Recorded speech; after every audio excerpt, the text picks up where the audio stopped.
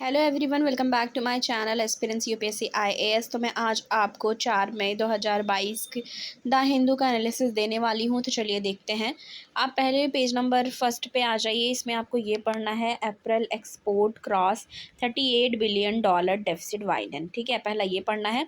इसमें outbound shipment जो है स्लिप किया है 9.5% मार्च 2022 लेवल से, इस बारे में बात की गई है। आगे देखते हैं और क्या पढ़ना है। तो आज मैं आपको ये बता देती हूँ कि द हिंदू का न्यूज़पेपर नहीं आया क्योंकि कल हॉलीडे था, तो मैं डिजिटली आपको प्रोवाइड करा रही हूँ। दूसरा है, देखिए, US supreme court to annual abortion right. ठीक है, यूएस सुप्रीम कोर्ट ने एनुअल अबॉर्शन राइट पे क्या बात करी है, ये देखते हैं। तो जो प्रेसिडेंट हैं जो बाइडन, ठीक है, उन्होंने अमेरिकन वोटर्स जो हैं ट्यूसडे को उनको डिफेंड किया है, उनके फंडामेंटल राइट को, कि abortion after a leak draft suggestion that the Supreme Court is poised to strike down the long standing decision in the 1973 Roe v Wade case protecting a woman right to terminate a pregnancy.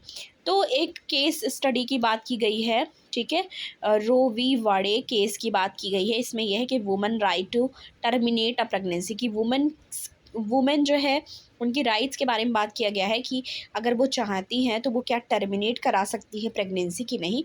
1973 का ये case है, उसको आधार बना के बताया है। ठीक है, इसमें है, if the draft is made official which could happen with in months, it would share half a century of a constitutional protection for the abortion right। तो abortion right को लेके बात चली है, जो यूएस सुप्रीम कोर्ट में बात चली है, उस पर प्रेसिडेंट जो बाइडन ने क्या कहा है, तो उस चीज़ को लेके है। और किस केस स्टडी को याद रखना है आपको कि किस केस स्टडी की बात करी गई है।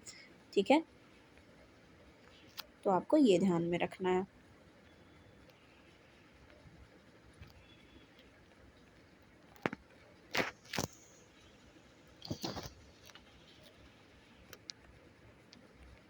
ठीक है, आगे देखते हैं। फिर इसमें आगे चलिए और देख क्या पढ़ना है और देखते हैं।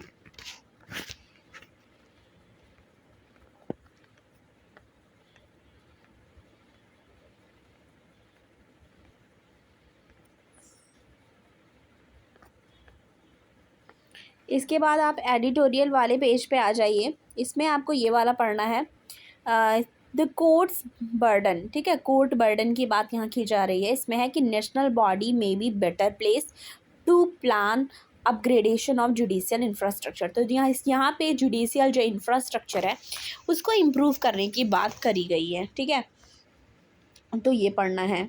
चीफ जस्टिस ऑफ इंडिया जो है उन्होंने नेशनल जुडिशियल इंफ्रास्ट्रक्चर कॉरपोरेशन के बारे में बात की है कि करस्पॉन्डिंग बॉडीज़ जो है स्टेट लेवल पे, ठीक है, और तो ये ऑल ओवर द जुडिशरी से रिलेटेड है। आगे देखिए और क्या पढ़ना है। इसके बाद आप आप पेज नंबर 7 पे आ जाएंगे। इसमें है टर्की फॉरेन पॉलिसी रीसेट। तो टर्की के फॉरेन पॉलिसी रीसेट की बात की गई है। इसमें है द रशियन इन्वेजन। ठीक है, जो रशिया ने इन्वेजन किया है यूक्रेन पे, has prompted a course correction from Ankara. तो टर्की फॉरेन पॉलिसी रीसेट पे जो है किस तरीके से जो रशिया का इन्वेजन किया गया है, रशिया ने इन्वेजन किया है सॉरी यूक्रेन पे, वो कैसे एक रोल अपना दिखा रहा है इसमें। ठीक है, इसमें क्या है कि war in Ukraine has encourage Turkey president Recep, ठीक है, जो Tayyip Erdogan to quickly reset relation with his West Asian neighbour. तो बताया जा रहा है कि कैसा इम्पैक्ट पड़ा है, ठीक है, जो यूक्रेन पे इन्वेजन हुआ है टर्की के जो प्रेसिडेंट हैं उनके ऊपर। तो ये इस चीज़ से रिलेटेड है, ये आपको पढ़ लेना है। आपको पता ही है कि जो ये बात की जा रही है उसमें जर्नलिस्ट से रिलेटेड है, उसके जो मर्डर केस। ठीक है, तो ये आपको मैंने पहले भी इससे रिलेटेड न्यूज़ बताया है पिछले वीडियोज़ में, वो आपको देखना है। इसके बाद आपको ये पढ़ना है joblessness on the rise in India. Jobless जो जॉब जिनके पास नहीं है, जो जॉबलेस है, उनकी बात की जा रही है कि on the rise in India. इसमें क्या है, India is in the throws of the widening joblessness crisis and miss information does not help. तो इसमें ऑल अबाउट जो जॉब से रिलेटेड चीज़ें हैं, जो क्राइसिस चल रही हैं जॉब की, जो मिस इन्फॉर्मेशन फैलती है सम टाइम, तो उससे रिलेटेड यहाँ पे बात की जा रही है, ये आपको पढ़ना है। आज मैं आपको ये बता दे रही हूँ कि आपको क्या क्या डिटेल में पढ़ना है, क्योंकि कल से फिर हमारा newspaper same newspaper short note उसी तरीके से चलेगा। ये देख लीजिए, इसमें ये पढ़ना है तमिलनाडु एडिंग श्रीलंका। ठीक है, Tamil Nadu adding Sri Lanka. Aid provide करना मतलब होता है सहायता देना। एड, AID, एड मतलब होता है किसी को सहायता प्रदान करना, यानी कि असिस्टेंस प्रोवाइड करना। तो तमिलनाडु हेल्प कर रही है, ठीक है, किसकी? श्रीलंका की। इसमें है state proposal to send relief material can help build closer ties between the two nation. तो ऐसा बताया जा रहा है कि जो स्टेट है वो प्रपोजल दी है, वो सेंड करेगी सम रिलीफ मटेरियल, कुछ चीज़ें प्रोवाइड कराएगी श्रीलंका को, जिससे दोनों जो नेशंस हैं उनके बीच में क्लोजर टाइज भी बनी रहेगी। ठीक है, तो इससे रिलेटेड ये न्यूज़ है। आगे देखते हैं, टेक्स्ट एंड कॉन्टेक्स्ट वाले पेज है, तो आज इस पे इस तरह का कुछ नहीं दिया। फिर हमको सीधा आ जाना है, ये सॉरी,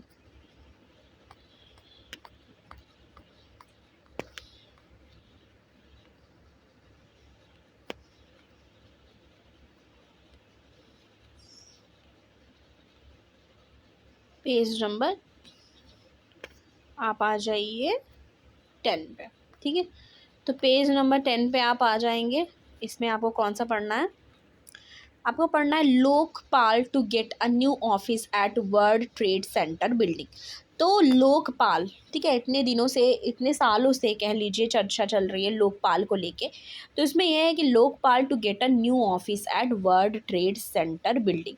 तो ऐसा कहा जा रहा है कि लोकपाल को, ठीक है, एक नया ऑफिस, ठीक है, लोकपाल को मिल सकता है वर्ल्ड ट्रेड सेंटर में, ऐसा बताया जा रहा है। इसमें क्या है कि on March 19, 2019, Justice Pinaki Chandra Ghosh was appointed as India's first Lokpal along with the 8 other member।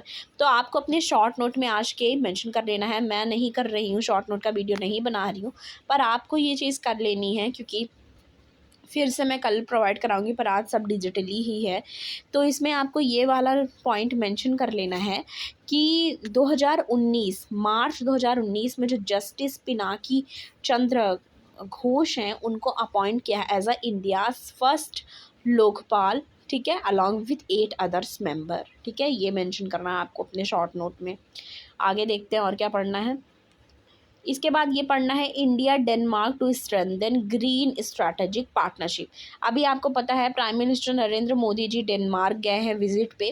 तो यहाँ पे क्या बात चली है कि इंडिया और डेनमार्क जो है, ठीक है, इस के टाइज से, पार्टनरशिप से स्ट्रेंथन होगा, ठीक है, स्ट्रॉन्ग होगा ग्रीन स्ट्रैटेजिक पार्टनरशिप। ठीक है, तो फोकस किस चीज़ पे है? ग्रीन हाइड्रोजन रिन्यूएबल एनर्जी पे। तो ये वाली बात ध्यान में रखनी है आपको, अपने शॉर्ट नोट में मेंशन कर लेना है कि फोकस किस पे है? ग्रीन हाइड्रोजन रिन्यूएबल एनर्जी पे फोकस है। ठीक है, तो ये पढ़ लेना है आपको। ये हो गया। इसके बाद देखते हैं और क्या पढ़ना है।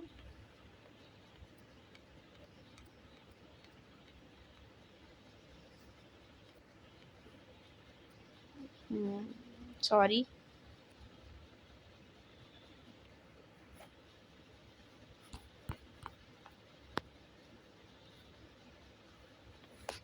ये हो गया था।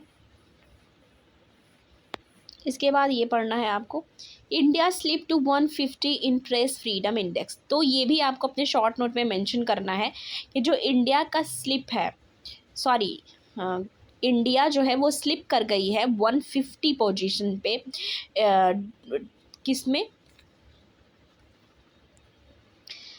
प्रेस फ्रीडम इंडेक्स में। तो प्रेस फ्रीडम इंडेक्स में इंडिया स्लिप कर गई है, मतलब इंडिया नीचे आई है। कितना आई है? 150 पोजीशन पे। तो प्रेस क्लब ऑफ इंडिया जो PCI है, ठीक है, and Indian women press corps जो है IWPC, ट्यूसडे को उन्होंने बताया कि जो प्रेस फ्रीडम है वो एक जो एक्सपोनेंशियल राइज देखा गया है, और इंडिया जो है did not fare too well in this regard. तो इंडिया इस चीज़ के रिगार्ड में बहुत अच्छा नहीं कर रही है। रैंकिंग जो है वो 150 आउट ऑफ 180 मिली है, मतलब 180 कंट्रीज़ का रैंकिंग निकाली गई है, जिसमें इंडिया की जो पोजीशन है वो 150 है। मतलब बहुत ज़्यादा अच्छा परफॉर्म नहीं है, बहुत बुरी कंडीशन है, ये बताया जा रहा है इसमें। ठीक है, और कौन सा सर्वे है ये?